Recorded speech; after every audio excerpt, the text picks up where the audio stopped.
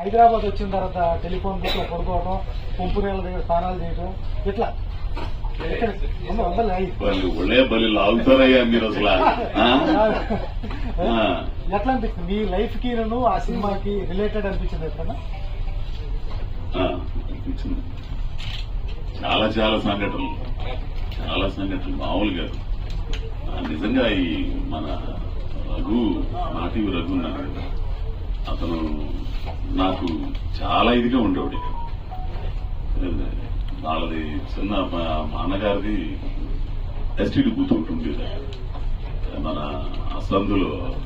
యూసుఫ్ కూడా ఉంది కదా, యూసుఫ్ కూడా కాదు ఎల్లారెడ్డి కూడా ఆ సందులో ఉండేవాడు. 11-12 గంటల దాకా మూసేసేవాళ్ళు. ఆ చిన్న దాంట్లో పడుకునేవాడిని.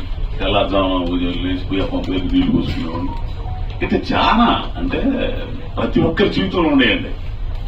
గొప్ప చిరంజీవి గారు, మోహన్ బాబు గారు, ఇట్లాంటి పెద్ద పెద్ద ఆర్టిస్టుల జీవితాల్లోనే ఎన్నో కష్టాలు, ఎన్నో ఇది ఉన్నాయి. మన ఒక ఇంటర్వ్యూలో మన చిరంజీవి గారు సబ్బుని మొక్కలన్నింటినీ కలుపుకొని ఒక ముద్ద చేసుకుని స్నానం చేసేవారు. అంటే ఎంత పరాకాష్ట చూడండి. ప్రతి జీవితం అంటే ఒక్కో జీవితంలో ఒక్కో రకంగా ఉంటుంది. ఆ గాఢత అనేది మనసుని కరిగించే విధంగా ఉంటాయి, కొన్ని అని అనుకునేటట్టు ఉంటాయి.